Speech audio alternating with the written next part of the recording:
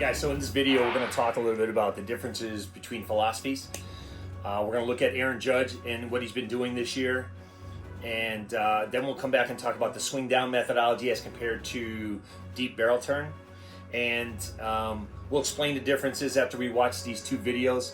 We'll watch Aaron Judge hit a little bit, then we'll watch his stats of this year, and then we'll come back to discuss. Okay guys? Thanks.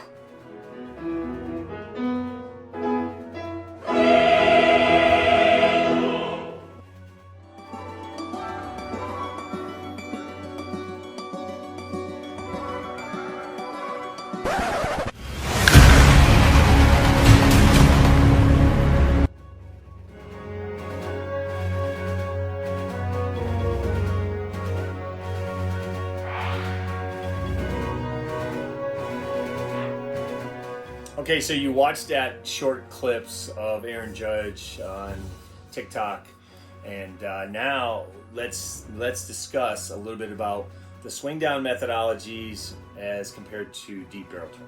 Okay, really, we're going to talk about the differences between swinging down and what a deep barrel turn.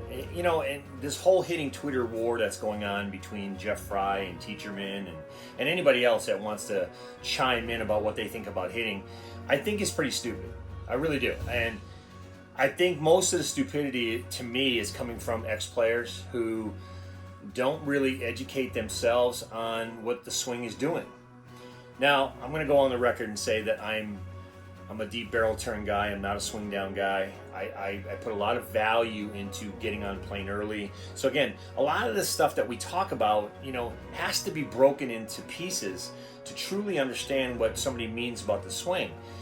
But to say to a non-major league player who teaches hitting that they don't know what they're talking about because they didn't play at the highest level, I think you got to start this stupidity conversation there, right? I think it's very, very bad of these ex-major leaguers to really kind of just put themselves in this category that they know all. Major League Baseball Network, MLB Network, has done a great job of hiring ex-players to give their 2 cents.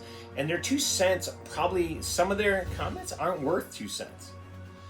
I think it's pretty easy to kind of see that if you've got educated people in there who understand the swing, why aren't those guys giving their opinion when they're breaking down video?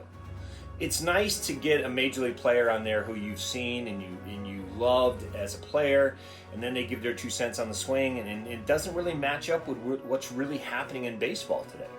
So it's not very valid to me. So the whole point about swing down, which Jeff Frye is telling everybody, you know, knob to the ball, which a lot of guys talk about. And listen, when I played in the 80s, coming up the ranks as a youth player too, I was taught that.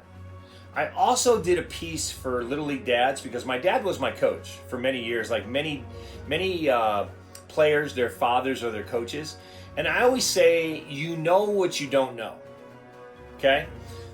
I think it's pretty funny that my father taught me exactly what he thought he knew because he learned from his father and then he learned from other coaches. But there wasn't time where swing down meant you chopped at the ball, okay? There was no video analysis when I played in the 80s and early 90s. There wasn't. It was just the notion you learned from Carlton Fisk, who said he takes an axe to chop down a tree. That's the motion you do to hit a baseball. But then you talk about, well, Ted Williams didn't have that philosophy. So you go back a lot of years and you go, Ted Williams had getting on plane, he has slight upswing. When he had his book, My Turn at Bat by Ted Williams. Great book, by the way, great read. I think it's well before its time.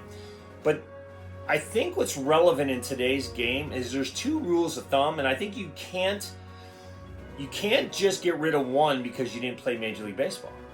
Otherwise, a guy like Bill James, who was hired by the Red Sox and won 3 World Series with them and was the inventor of sabermetrics, would be discounted because he was just a night watchman who had these visions of why we can do what we do. Why war is important, why all this sabermetrics are now important to developing a player, right? And it's not all about numbers. It's about equating the athletic ability of the player too, which we can't quantify right away. So the rule of thumb about swinging down, I think because you have your hands at the top of the zone and your initial movement to the ball is knob to the ball is absolutely correct, right? So I think Jeff Frye got it right in the beginning of the swing.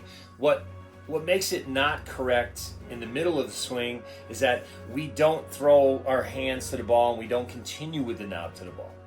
Any good hitter will tell you under video analysis, whether it's Mike Trout or Tani or anybody else you want to talk about, as you start down, the knob comes up, and now we're getting on plane. So if we can get on plane back here, now this is the second rule of thumb. Guys like Teacherman, Matt Antonelli, myself, we teach this philosophy, and I've been teaching this philosophy, by the way, for about 20 years, because I learned early that I was going to be crucified for teaching this because I didn't play at the highest level, but I did stick to my guns. And Teacherman really put us to the forefront because he really made a statement on what we already know. And that is that if you don't get on plane early, if you don't create a deep barrel turn, then you're not going to get on plane early and you're not going to have the ball, your bat in the zone the longest. Manny Ramirez did it too when he played, and Manny Ramirez believes in a deep barrel turn. And there's a potential Hall of Famer, by the way. Barry Bonds believes in a deep barrel turn. He doesn't believe in knob to the ball. There are some major hitters in the history of baseball that believe what we believe. Okay? We just weren't able to put it into words or quantify it under video analysis until recently because video analysis has gotten a lot better. Let's make no mistake about that, guys. And unless you just can't discount it because you didn't play big league ball. So I think, yes, swing down happens early, but deep barrel turn, knob to the ball, rear leg torsion, snap. Your hips aren't firing. Your back leg is firing your hips. These are things that we see on video that are not being portrayed at the big league level. And that's why you see a lot of big league guys still hitting 200. Recently we get into this argument about what Cody Bellinger's doing.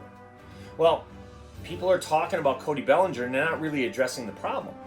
They're talking about what they think he should do, and they're not talking about the real aspects of his swing and what needs to be changed. We're not quantifying work ethic and the will to want to work and do that. And you need to do that at the highest level. Unfortunately, major league players need to grind on their swing every day. I've always said this. You can take a week off from throwing and your arm feels great. You take a week off from not swinging and working on your swing, and you're going to be behind the curve and you're going to be late on everything. And you got to go back to addressing your swing.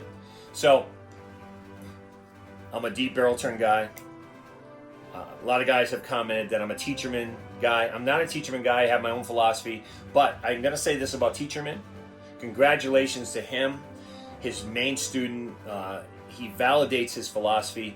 Arguably, Aaron Judge is the best hitter in baseball right now. He leads in every offensive category. You cannot discount what he's done under Teacherman and the philosophy that Teacherman has brought. Okay? You can't. All the major leaguers, including Jeff Frye and Jerry Harrison Jr., anybody else that wants to chime in and give their 2 cents, you'd be 100% wrong. And I would tell you to not put in your 2 cents here and let the man have his due. Let him enjoy what he's done with his student, because he has validated it a long time ago, but this year kind of validates everything that he's worked for. Okay? And because I know Aaron Judge's agent, and because we have a few players under Aaron Judge's agent in Arizona, we all believe in the same hitting philosophy. Congratulations to Dave Matranga on his students and their successes. It's a special year for baseball, and if you don't believe Aaron Judge is a special guy and what he's done this year is very special, then you haven't been watching Aaron Judge. You've been living under a rock for the last 3 months. Okay, but at the end of the day, the philosophies, they can mesh up. I think we need to validate both aspects of old style methodology and incorporate it with new style methodology that absolutely 100% works. And if you're stuck in old ways and you don't want that and you want a level swing, it doesn't equate with how the ball enters the hitting zone, by the way, and you're going to fail. In a game where failure is the sport, where baseball you can hit 300 and fail 70% of the time, okay? If you can learn a different way to tweak your swing from 200 to 300, why wouldn't you do it? And I think that's kind of the big thing for me, is that these hitting coaches that are still regurgitating the old methodologies through the systems and their teams are still suffering, I think if you're not willing to change, you've got to get out and let new blood get in. And I'm talking to major league organizations now, because there's a lot of guys that didn't play at the highest level that could definitely help your team and help your team win now. Not 10 years from now, but right now, because of the methodologies they're using. And you've got to give those guys a chance. This isn't about inclusion. This isn't about minority hiring. This isn't about hiring women who have no experience. I'm not talking about those people. I'm talking about the guys that have been in the trenches, guys like myself and others who have dedicated years and years and years to their craft. Now we've dedicated years. I've gone back to school now for analytics. We put time into our craft because we have a business of training kids, number one, but number two is we want more kids to get better, and we want to give them a shot at the youth level. We don't want to wait till they're in college. We want to give them a shot when they're 10, 11, 12 years old to kind of understand the swing. Then it makes everything a lot better. So understand that, guys, and give your guys the best chance to succeed, and don't rest on the fact that you're an ego-driven ex-major leaguer that just wants to say, I know more than you because I play at the highest level. And you don't. The simple fact is you don't. Okay? And there's been history of that throughout baseball, by the way. Some of the best players in baseball could never teach the game. Ted Williams is one of them, by the way. They never gave Babe Ruth an opportunity, and there's been a lot of coaches in between. Barry Bonds was a hitting coach. Mark McGwire's a hitting coach. You don't hear from these guys. These are the best players, but they're not necessarily the best instructors, right? And I have a lot of respect for those guys too. Barry Bonds is one of my favorite guys. Mark McGwire for sure. But again, dedicate time to your craft. You don't have to play at the highest level. Give other guys a chance, and your minor leaguers will develop correctly, and then when they get to the big leagues, they'll be able to adjust to the speed of the game. Okay, like other people said, you can't adjust to the speed of the game because you never played. It has nothing to do with that. You can adjust to the speed of the game because you can get those pro athletes adjusting to the speed of the game based on your methodology. All right, guys, talked enough about it. Aaron Judge is having an MVP season. Hopefully he's going to break the record here soon if he hasn't already. And yeah, all the power to Teacherman and what he's done with them. And you guys have a great rest of the week, and we'll talk to you soon. I've been throw up the sex in a